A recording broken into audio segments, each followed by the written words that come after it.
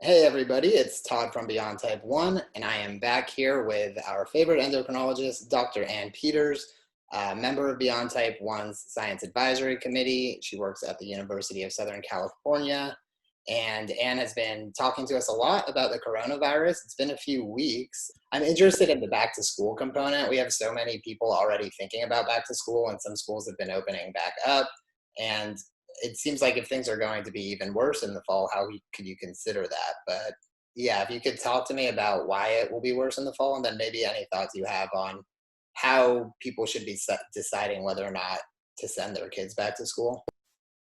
Well, it's all about risk and how much risk one can accept. So if the fall is going to be worse because there'll be fewer hospital beds, and there'll be fewer hospital beds because in the fall and winter, the hospital beds are taken up by the flu. And remember, the limiting step to all of this is ICU beds. And if you get too many people that overwhelm the ICU beds, then people don't get ICU beds. So if you get some other illness or you're in a car accident or whatever else in the heck happens, there's no ICU beds. So then people start dying for all sorts of reasons because we can't save them. So what happens is that you see higher death rates if someone has a heart attack, if someone has this, if someone has that. So it wrecks the medical system. And the problem with not wearing masks is maybe it's an individual right to choose to wear a mask, but is it really up to the individuals to decide whether or not to wreck the healthcare system? Because that's what it's going to do. And if people don't wear a mask, then their father who gets a heart attack may die from the heart attack and not the COVID. So it puts us all in an exceedingly vulnerable position. And then you don't want to go get the flu and get COVID. So I'm not so sure COVID rates go up as much as just other illnesses go up. But then what happens is COVID is less caught outdoors. And if you take California, where we go more indoors in the winter, not that we have a bad winter, but it nonetheless is indoors, then you start getting the recirculation of air. And if there aren't good HEPA filters and things that filter the air, you can recirculate the droplets. So it seems that more indoors is more bad for you. And it doesn't surprise me that states like Florida and Texas are getting marked increases because it's hotter there now and people go inside to air conditioned rooms. And it's a small box with circulating air that's going to get you. And I don't care that they're socially distancing your table at dinner. What I care about is what's the recirculated air going to look like. And that's why I don't want to go into beauty salons and I don't want to go into restaurants, because people take off their masks to eat and the air is coming round and round. And I think it increases your risk. Outdoors, to me, and if you're distanced in the way people have masks on, I think that's fine. But, it's about how much risk are you willing to take? And then there's school. And the problem with school is I don't think you can completely control transmission in schools, because even if they have the kids apart from each other and wearing masks and all of that and not sharing lunches, they're going to put all these rules into place. But I think that people who have children are at increased risk of getting this if their children interact with other children. And we're already seeing it in the football players and things who are going back to college, and they're, going and partying with each other and they're giving each other COVID. I mean, we can't contain it if people don't do the right things. And if you're going to get kids together and they're going to go to frat parties or whatever, they're going to take off their mask and they're going to give it to each other. And I used to think that was fine, but now there's a real concern that the disease itself, even in asymptomatic people, causes inflammation in your lungs that you may not be aware of. They can see on X-ray and on ultrasound, and that they think that that damage, even if you're like 20 or 15 or 10, whatever age you are, you get COVID, we don't know if 20 years from now it might cause progressive lung disease or heart disease, because it's an inflammatory state. So we don't know what getting COVID now, even if you're minimally symptomatic, does to your future. So it strikes me as a good idea not to get this no matter what age you are. But if you're younger, you're more likely to live. By and large, you're not going to die from it. But like I've always said, it's a disease I can't predict. I can't predict it now, and I sure as heck can't predict what's going to happen to people 20, 30 years from now. We know that the 1918 flu was associated with a really high increased risk of Parkinson's, 40 years, 50 years later. So these illnesses that affect your whole body can cause harm later. So I'm not looking, I think school is going to be hard. And in colleges, they're saying, oh, everybody in college is going to mind. I'm like, no, they're not. And it's not because they're stupid, it's because they're young.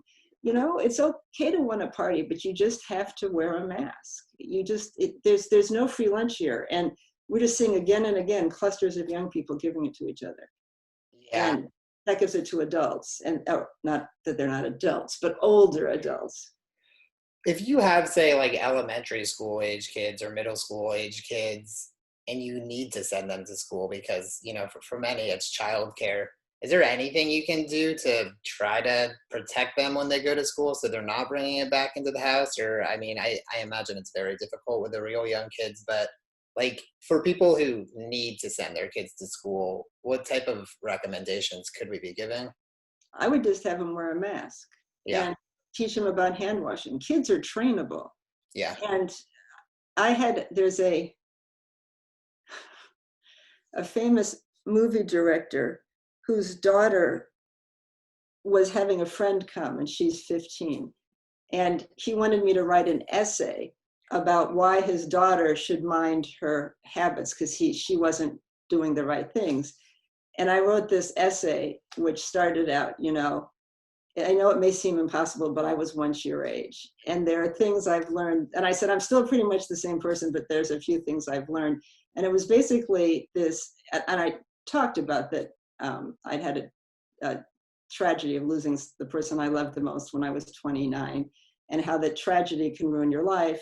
And it was basically, don't kill your father because you'll never get over it. But it was like, he said he had to drink a lot before he gave it to her because he couldn't bear that this letter. But it was basically, you are free, you can do whatever you want, but there's a consequence. And your father could die if he gets this disease because he's high risk.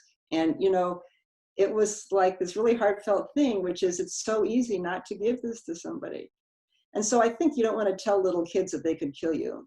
This was my most intense thing, but that, I've certainly seen, 6-year-olds and up wash their hands. I mean, little kids, toddlers and stuff, they're not going to do it themselves, but certainly you can teach kids to wash their hands and wear masks. And, when they come home, the first thing you do is you take off their school clothes and put on new clothes and take off their shoes and have them take a shower or bath and wash. And then, I think that those things are helpful. And if they are coughing and sneezing, you've really got to be careful if you touch them or deal with them to wash your hands afterwards. So I think that parents can help themselves not get it if their kid gets it. And I think that kids can help parents not get it. And again, most people who have school-age kids are younger, and the parents won't be that, burdened by being sick, even people with diabetes. But then anybody older than that, grandparents and things, are going to have to be really careful. But I want people to live their lives. That's my problem. Yeah. So I know a lot of people who are going to homeschool, but that requires that a parent has, the ability to pay attention. And I think about it, what would I have done? I just would have had my nanny because I always had a nanny, but I had a surrogate me, but I had to. Because I had to go to work. I'm not going to not be a doctor. But then also another concern is the psychological aspects of, your kid being home all the time and not being allowed to play with his friends and all the social interaction that's being missed out on. And maybe if it's just for a year or two, big picture, it's worth it to homeschool, but I think it's another consideration that parents are having.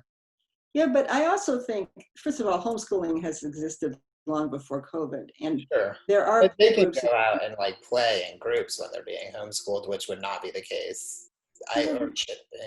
But it might be safer to have a bubble of friends, 6 families where you knew the kids and you knew that you had similar guidelines. It's none of this is foolproof. I think kids need other kids. Yeah. I personally was kind of a loner kid. I really, preferred my own company. But it's, most kids aren't like me. But I read a lot of books. Maybe nobody liked me. That was really the problem. But I just am not a very sociable creature, and I like it. But other people need it. But I think you can create little pods that are safer.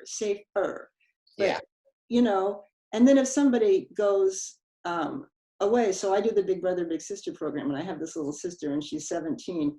And for reasons unclear to me, she's decided to take off to drive to Texas to see her cousins. And she's going with other cousins. And they're driving and sleeping in their car, which seems to me very ill-advised, but what can I say? So I'm not going to see her for 2 weeks after she comes back because I love her and I can text her, but for 2 weeks after she comes back from this road trip, I don't want her, you know, she stays over at my house every other weekend, and that's okay. I just am making that choice. And I think everyone can make that choice. If the one kid from the play group, their family goes to visit the grandparents and there's some risk from travel, just don't see them for 2 weeks. But it's not 2 years, it's 2 weeks. So like I've always said, if we can control our environments and our, you know, connections, then I think we can be okay. And they are showing, you know, you can get surgical masks, and there's, you know, there actually are surgical masks that are level 1, level 2, and level 3. So the surgical masks themselves come variably. So as opposed to an N95, which is supposed to be the best, there's also different grades of surgical mask.